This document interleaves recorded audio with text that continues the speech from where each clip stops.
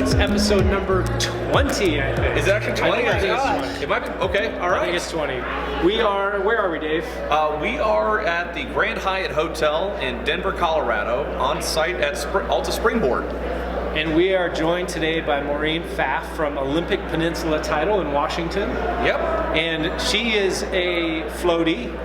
Yes, a big fan of the show. Yes, and we're Early adopter. I was an early adopter, yes. So we've asked you to send in requests to show@thatfloats.com. Yep. Says it on the screen somewhere.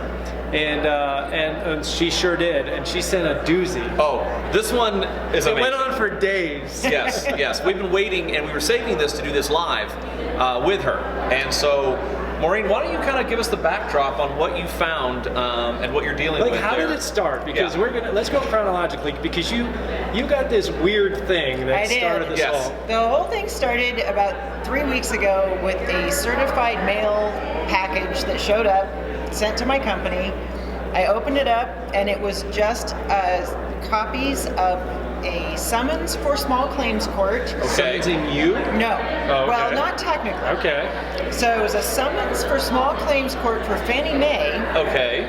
And they identified a specific person who they said was vice president, and then it was care of my company. And you have that on the screen right now. Okay. All right. Yes. So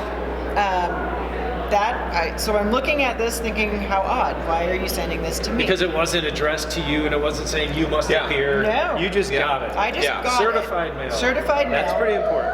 Behind that, I started digging through the pile of documents. There's 4 documents. So the second document is an invoice. Can I interrupt you for a minute? Yeah. What do you do with your hands? I'm like... Yeah, mine are right here. So you use the approved Alta One hand sanitizer. I don't know. So I got the Westcore squeeze ball. These things are a blast. Oh, why don't we have a fidget spinner? Almost as good I as need the a fidget Agent's spinner. national title, That Floats keychain, which So- we're presenting to Maureen today. I would cherish this. Back to Maureen. If you're not familiar enough with our podcast, we will constantly interrupt you. Oh, it's romper room in podcast form. You were saying? So I was saying, I also got an invoice for Fannie Mae for $180 for some inspection work, hauling some trash. All right, so you got a summons that didn't really summons you, and who and was then it a from? $180 bill. Yes. Okay. So, and this was from Brent. Brent? That's serial killers, they always use 3 names. Well, and Brent only signs his first name, but beneath that he always lets us know that he is Brent, and he is a man, and his word is his bond. Ooh. Okay, I see where we're going with this. That's pretty badass, though. Yes. So, So you got the summons, you got a bill for 100. What was $180 for? He says that he did. He was Who's hired. Brent? Brent. Okay. Brent, the Brent man. says he was hired by a realtor, Okay. not a particular realtor, just a realtor, to do an inspection of this house that was in foreclosure back in December. So he had not been paid for his December invoice, which is why he filed a small claims court case against Fannie So you Mae. said 180, not 180,000. 180. $180. Wait, this case is $180. $180. Yes. So for $180, he goes to small claims court and sues Fannie Mae and serves you. And serves me. Okay. And so then the last document is the trustees' deed from where this house that had been in foreclosure. Yes. This is where Fannie purchased it at an auction Were in you December. the trustee? I was not. Okay. So again. However, So what is the connect? Maybe you're going to get there, but I'm having a hard time figuring out your connection. yeah. So the remember I said there was a specific person's name on the summons. Yes. Vice president. Yeah. He was the trustee. Okay. So now we've got Fannie Mae, Mr. Smith or whatever his name was, vice president, but not really from Fannie Mae. My company, because we walked that trustee's deed over to the county and filed it, so it has my stamp on it. So your stamp's on there. Guilty by association. And I realized So down a parent the road, agency is yes, the way he's hanging this. Exactly. Okay. Okay, so you're affiliated with Fannie. You've done something wrong. You didn't pay us 180, so you're going down for this. So Yes.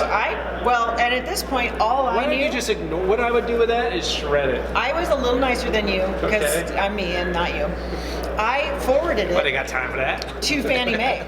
I just Oh, you forwarded did. the whole thing to the address on the invoice. Dear Fannie. Yeah, I didn't even do that. I just put a label on Okay. it, threw the whole thing, his envelope and everything, in the mail. All right. Forgot about it. A week later, I get a second one. Same thing, same envelope, same certified mail, and now I've got more copies of the summons, the invoice. All right, so you but did it now again. we have an affidavit of truth. Ooh. Handwritten, kind of looks like a serial killer. Wait. Is that a Washington State thing? Or is I there, don't The know. only way this could be better is if you cut out individual newspaper letters and glue them on a page. But wait, is affidavit of truth? That sounded really cool. Is that a thing in Washington, or have you ever seen that before? I have never seen that. Okay, so it is cool. He's handwritten this weird thing that kind of looks like a stamp, and he's accepting it for on value. your screen. Okay. And It sounds no official. Yeah, this looks like a very official document that you've shown I mean, us. it's an bunch of affidavit of truth. license numbers on it, and I'm looking at that thinking, that almost looks like he thinks he can have the house for the $180 All right, that he so didn't get paid. let's do this. Some dude sends you some stuff, not really clearly Yeah. for you. We'll recap it. You're kind enough to put it all in an envelope and send it to Fannie. Then you get this affidavit of truth and some weird other docs.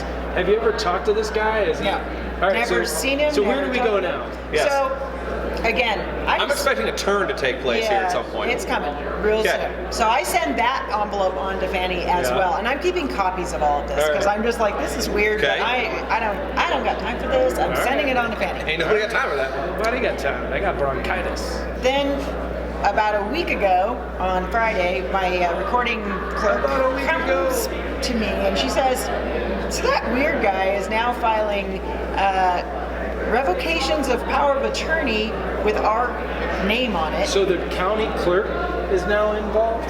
Oh, and it turns out he'd been recording stuff for about a month that I didn't see. I've got a feeling this guy's a frequent flyer in the Recorder of Deeds office. Okay. So then where are we going now? So he files something he's created called a revocaton, because he can't spell, of power of A attorney. revocaton of power of attorney. And The best cat. he's Yes. taken his power of attorney away from me and Fannie Mae.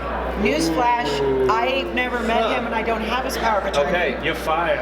Yeah. This is a very powerful individual. This is interesting. The next document, you have no idea. The next document is his reconveyance of the trustees deed, Which we're looking at now.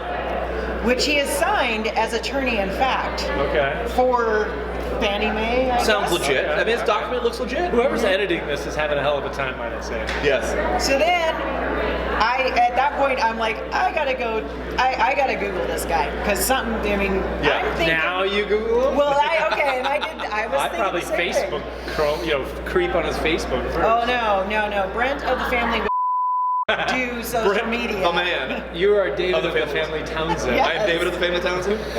Craig of the family Haskins. The man. However, if you Google Brent and you got to put his whole name in there, Yeah. the first thing that pops up is the coverage of his trial in Montana in 2010 for, wait for it, that attempted theft of a foreclosed home. Oh. The documents he filed in their county said that Yahweh had given him the title to this home. And he'd broken in and was living in it, and he'd done that to a few other houses and was renting those out. So he got in trouble there. He Yeah. actually served 10 years in prison of a 20-year sentence. Wow. This is a guy that you're. So we're putting a podcast out with this guy's Yes. name all over it? It's okay. Should it's I bleep okay. out the- Craig Haskins, David 1215 Townsend. Yeah. 1215 Oak Avenue, Milwaukee, Wisconsin. But it's okay. I got you guys covered because as soon as I saw that, I took the 10-year-old picture over to the courthouse to the auditor's office and said, Tommy, is this the man who's been filing these lovely affidavits of truth and other So now you went documents? to who? I went to the... You went to the clerk. I went Yeah, to the clerk okay. to You say... said, "This is the guy." No, I said, is this Is the guy? this the Do you guy? recognize this man? And she went, oh, God, yes, I do. Oh, And that's I somebody. I said, okay, that's all I needed to hear. My next stop was the sheriff's department. 'cause I said- Meanwhile, Haskins has just thrown this document Yes, away. Haskins He's shredded this. He's just shredded it. But this is We got a way more Scooby-Doo exciting. mystery unfolding here, and Totally. you would have shredded it. So now my challenge was... So you went to the cops. He would have got away from it if it wasn't for them damn kid and that dog. If it wasn't for those damn title people. It's those redheads. You have to Yes, watch yes. out for the redheads. So you went to the cops. And that was a challenge because try explaining that someone's trying to steal a house to your deputy. I must have made enough of a case or got the deputy's attention because I said, could you just check his name in your system? And 10 minutes later I get a phone call. Oh, he has 2 active warrants in our county. Felony or? These were misdemeanor. Okay. This is like a live PD episode unfolding right now. So today on Cops. That's right. Do not mess with your local title agent. I'm looking at that court summons. Yeah. Look at this. This is Monday. That Thursday, he has a court hearing for his $180 unpaid invoice. Oh, and I he's said, the you set a trap for him. No, he set a trap for him. So he's going to be there. It's his case. Because it's his case. And so I called my friend. So a guy with outstanding warrants voluntarily goes to court to try and scam somebody out of $180. Yes. And so I'm thinking. Wait, is it this Thursday? It was last Thursday. Oh, it was last Thursday. It was last Thursday.